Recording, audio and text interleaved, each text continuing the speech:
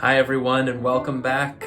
This is part 2 of our Sensational Still Life project. Today we're taking a look at some of those shapes that we made last week while sketching out our very own still life. And we're going to start adding some shading techniques to them using pencil to try turning these two-dimensional shapes into forms. So this week you're going to want to find those same 3 objects that you used to draw last week and try your best to set them up in the same way.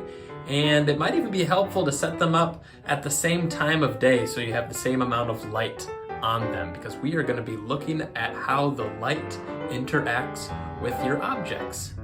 All right, let's get started. Now, before I get sketching, I wanted to go over just a few different pencil techniques that you could potentially use for this project. A few of them might be refreshers for you, but I bet you're gonna learn 1 or 2 new ones as well. I created a little value chart for myself. If you wanna make one of these for yourself as well, just to give you a little time to practice, you can. The first one we're gonna touch on today is just called shading, or also known as a blended fade.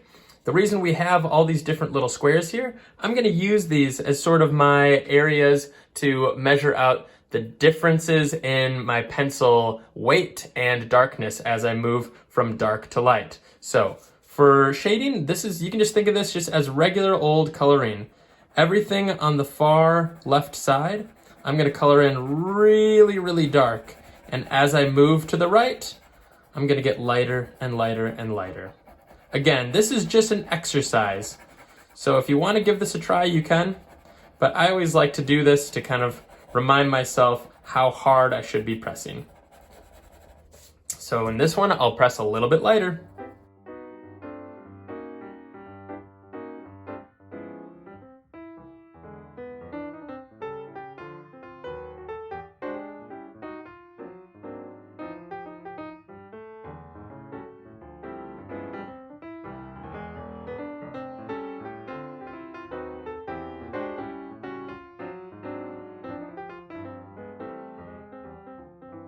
All right, you can see I've got a nice blended fade here. Now, again, using these different styles of value creation, these are what are gonna make these shapes of ours turn into forms. It's gonna take this onion from looking just like a circle on a paper and turn it into something that looks like a sphere or something form.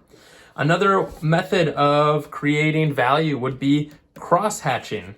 And there's also there's 2 different types. There's hatching and there's cross-hatching. Hatching is where we just use lines to shade. Cross-hatching is where we're using crisscrossy lines. I'll show you. The one on the far left is going to have lines that are really close together. And as we move to the right, they're getting slowly further and further apart. So there we've got another sort of version of this value scale. The more white of the paper we see, the lighter the area on the shape is going to be. Now, scumbling is a method that could be described as coloring while making little circles. So it's similar to that first one that I did, but I'm just kind of moving in a circular motion. This gives textures a really organic look, or making it look not so just made up of little scribble marks, but more almost like it's made out of bubbles.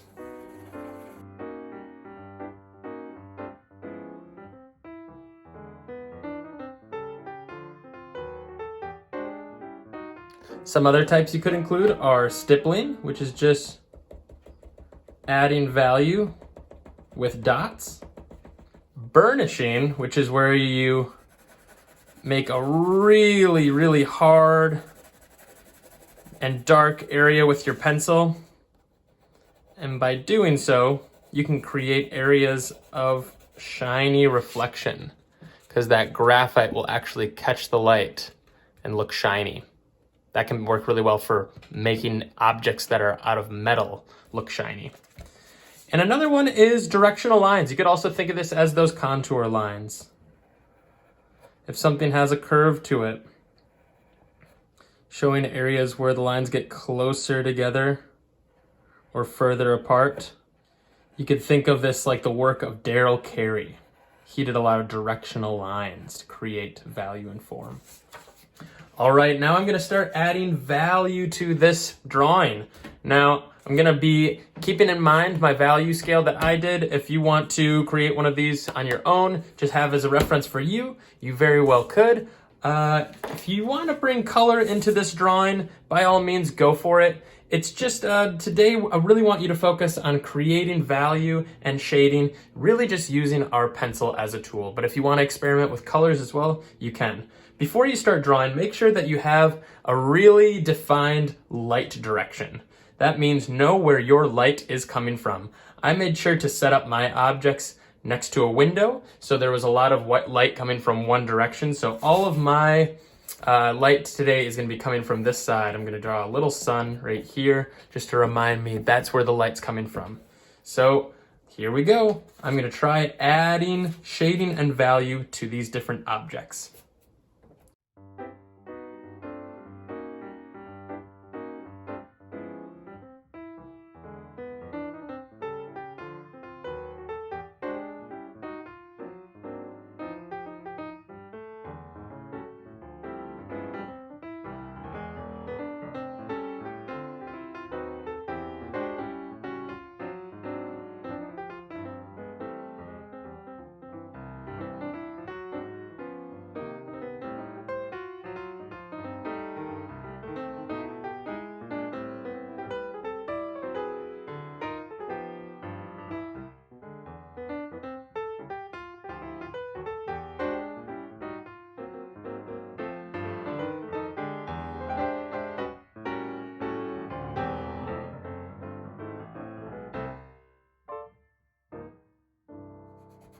All right, I've just about completed my still life here. I'm gonna go back in and just clean up a few areas with my eraser. And sometimes I even like getting my finger involved to kind of create more of those middle tones.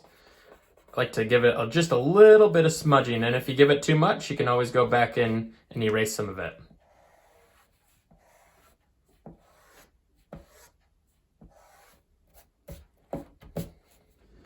All right, there is my still life drawing completed. I'm gonna put my name at the bottom. And notice how for my 3 different objects, I tried a few different techniques. For this box, I did more of a classic just style of shading. I let my pencil just move kind of the direction that it wanted to.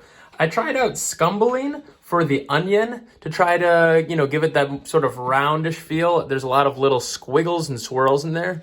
And then I wanted to try doing the vase with hatching, which just means a bunch of directional lines. And you can see I made sure those lines followed each other up the curve of this vase. Now, if you just want to try, just use one form of value making, that's okay. If you want to try more than one, that's cool too. But I thought I'd give you an opportunity to try out a few different ones. I can't wait to see what your still life looks like. And remember, this project is kind of difficult. Sometimes we get good results, sometimes we get results that we don't like so much. But the important part is that we are trying to create value with the tools that we have. In this case, pencil and an eraser. All right, Van Heist, I can't wait to see what you create. Happy drawing.